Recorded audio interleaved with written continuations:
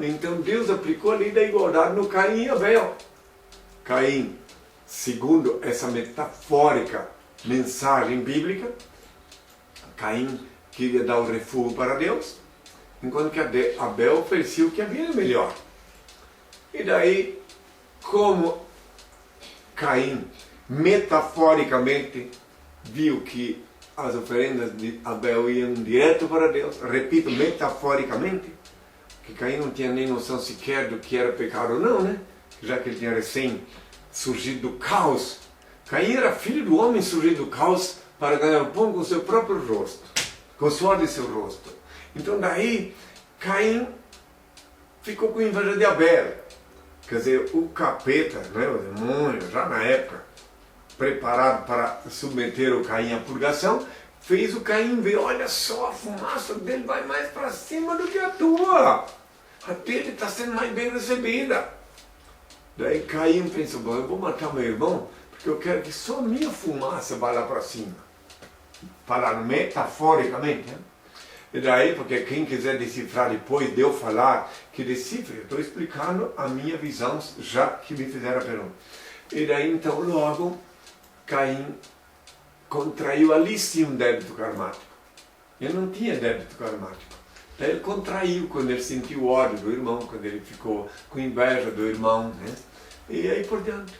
Esses assuntos são muito profundos, que obviamente eu respondo, porque está concernente à lei de Deus, tem a ligação com a lei de Deus, mas tem que ser interpretado e entendido sempre, sempre com a ajuda de Deus, porque é muito perigoso confundir as estações, confundir e ser sectário e dizer, interpretar literalmente as metáforas bíblicas.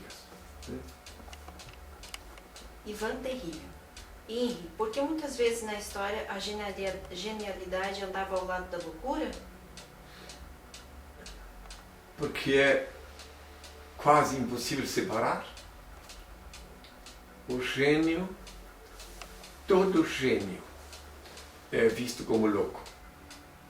Exemplo. Até que uma pessoa tem uma ideia diferente das outras, enquanto que ela não é glorificada, consolidada e vitoriosa, o emissor da ideia é louco.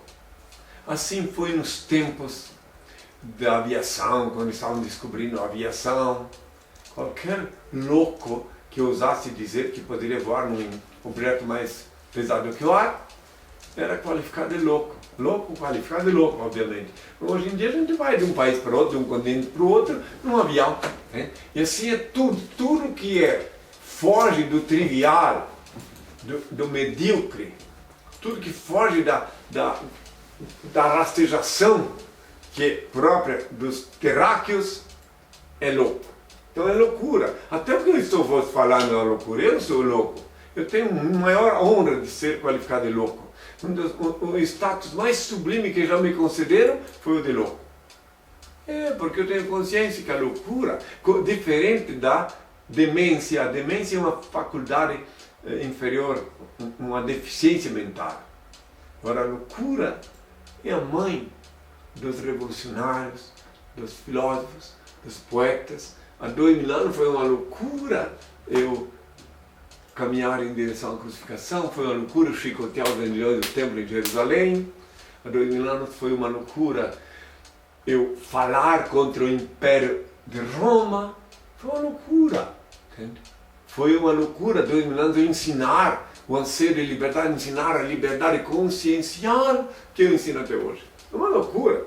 Ensinar a liberdade para os que amam a alienação, o cabresto, seja ele ideológico, seja ele religioso, é uma loucura. Mas eu me sinto muito honrado. Para mim, uma grande honra, o status mais sublime que já me deram até hoje foi de dizer que eu sou louco. Porque assim, com esse status também, eu me livro de uma enormidade de seres rastejantes, que já, quando não, isso é louco, pronto, eu já estou livre deles. Aí só vem a mim os descontentes, os que querem saber a verdade, os que amam a verdade, esperam e servem a justiça.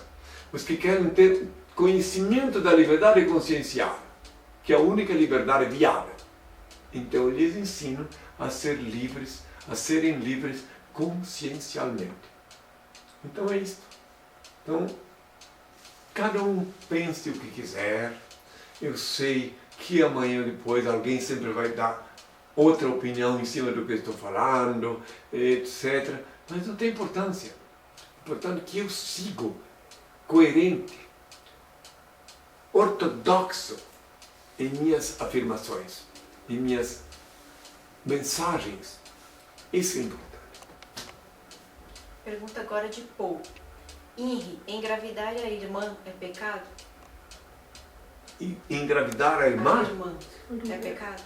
Se é irmã biológica, o pecado... Se for de outra pessoa, não vai ser tua irmã, é pecado, porque o castigo é inerente ao pecado. Daí tu vais ficar com um pesadelo que pode ter algum problema biológico, né? No nascimento do filho, né? do descendente. Né? Pode, às vezes não vem, mas pode vir como castigo. Né? Tem tantas mulheres no mundo, por que tu vais justamente desejar a carne da tua irmã, meu filho? Pense nisto, né? Pense muito bem nisto.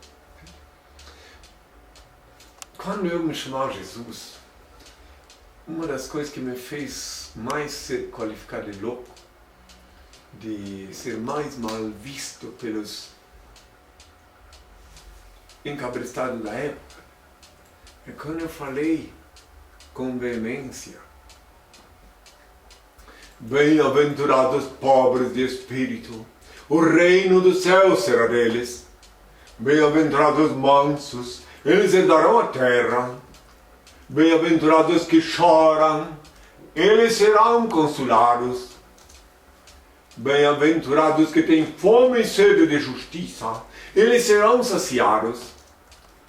Bem-aventurados pacificadores, eles serão chamados filhos de Deus.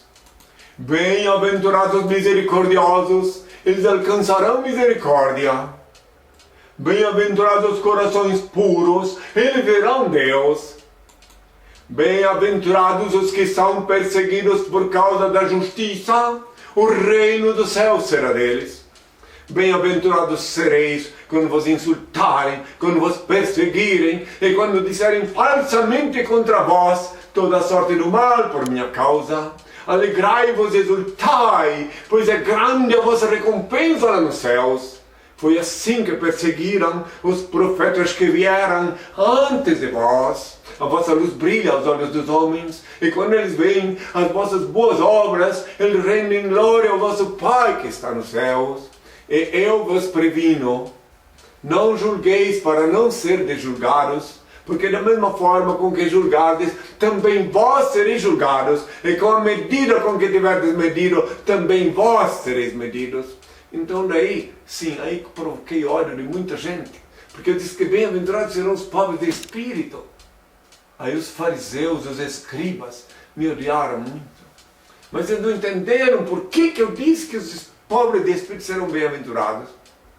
Eu queria dizer, eu disse que os pobres de espírito seriam bem-aventurados, são os bem-aventurados, porque eles têm espaço no espírito deles para a luz. Os chamados ricos de espírito, os ricos de espírito, entre aspas, os esposos ricos de espírito, que pensam que sabem tudo, que engoliram um monte de livros e que ficam lucubrando e emitindo verborreias nos salões, os chamados eruditos, não tem espaço para a luz. Eles muito estudaram e não tiveram tempo para aprender. Enquanto que o pobre de espírito, inclusive contemporâneo, ele está descontente, ele não aceitou enfiar um monte de fantasia na cabeça dele. Quando ele me encontra, eu falo com ele, eu explico as coisas do meu pai, e ele compreende e se enche de luz e fica feliz. Tem intelectuais inteligentíssimos, cultos, que também fabulam comigo e que também compreendem, né? Mas o verdadeiro intelectual é aquele que desenvolve o intelecto. Então ele pode ter um colóquio comigo proveitosíssimo e tem espaço no cérebro dele sim para a luz, porque ele é um intelectual que desenvolveu o intelecto e não que encheu a cabeça de abobrinhas Que o intelectualoide é alguém que lê um livro sem analisar o livro. E vai engolindo tudo que vem no livro. Só porque tem uma mensagem boa no início, daí o restante vai tudo goela abaixo. Então aí, por causa disso que me odiaram muito, por dizer que os pobres de espírito iam herdar o reino de Deus, que os corações puros iam ver Deus, e que os...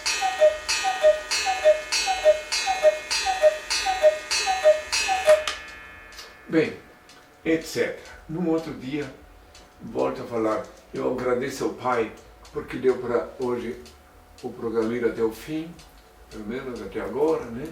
Porque ele inspirou os meus filhos que fazem assessoria, minhas filhas, para que pudesse ir adiante. Espero nele e na dedicação delas aqui, para que no próximo sábado possamos estar de novo ao vivo aqui. Fiquei meio desapontado quando não pude, no sábado passado, apresentar o programa. Sempre que posso, quero estar aqui sim, reunindo-me convosco, meus filhos, para mais um colóquio. Espero que Deus vos inspire a fazer perguntas inteligentes, perguntas proveitosas, que é importante que façam perguntas difíceis, sim, mas proveitosas, para algo que leve algum benefício para os que ouvem. Isso é importante. Então, eu estou sempre com boa vontade, disposto para responder. Quer fazer uma pergunta? Então vou pedir ao Pai a benção. Pode fazer mais uma. Pergunta de G. Freiner. Na Bíblia fala para não acreditar em falsos profetas. Você não tem medo de estar fazendo com que algumas pessoas pequem? Que interessante essa pergunta. É verdade. Eu até vou citar o versículo bíblico para ele entender melhor. Está escrito em Mateus capítulo 24, versículos 5 e 24. Orai e vigiai, que ninguém vos engane, porque falsos cristos, falsos profetas virão em meu nome. Farão prodígios e enganarão muitos, até os eleitos, se possível fosse. Prestai bem atenção, meu filho. Virão em meu nome, falei. E eles vieram em meu nome antigo, Jesus. Aleluia, sangue de Jesus tem poder. Usam o meu nome antigo a qualquer preço. Eles vendem sacramento, vendem óleo de unção, cobram, chantageiam o dízimo em meu nome antigo. Prestai bem atenção. Enquanto que eu não vim em meu nome antigo, abomino que me chamem de Jesus. Eu paguei o preço do sangue, meu novo nome, por isso eu insisto que me chamem pelo nome que custou o preço do sangue, INRI, que está previsto em Apocalipse 3, versículo 12, que eu viria com um nome novo. Vê, meu filho, como é um equívoco. Como eles estão vos equivocando. Que eu disse há 2000 anos que eles viriam em meu nome. Então pode ver, segundo a pergunta que ele disse, eu não teria medo, né, de estar levando alguém a pecar. Não, ao contrário, eu não levo ninguém a pecar. Eu estou aqui para ajudar os meus filhos que me ouvem, os descontentes, a se esquivar, a se escapar do pecado, observando a lei de Deus. A lei que Ele mandou, meu Pai, mandou que eu viesse expor e ensinar. Então agora eu vou pedir ao Pai a bênção, né? Espero que Ele tenha compreendido a minha resposta, né? E vai refletir, vai ler na Bíblia lá onde está escrito, em Mateus 24, versículos 5 e 24, que eu disse que eles viriam em meu nome. Ó Pai, eterno e inefável, Deus infalível, Criador do Universo, das culminâncias do Teu reino, do trono do Teu poder, do alto qual Teus olhos temíveis tudo descobrem, tudo veem. Abençoe Teus filhos com saúde, luz e justiça, porque Tua é toda glória para todo sempre, ó Pai, que a paz seja com todos meus filhos. Até sábado e até sempre, na graça do Altíssimo. Bom, pessoal, não esqueçam que as perguntas que não foram respondidas hoje serão respondidas pela discípula ADI na quarta-feira, claro, sempre com a orientação do INRI. Boa noite para vocês!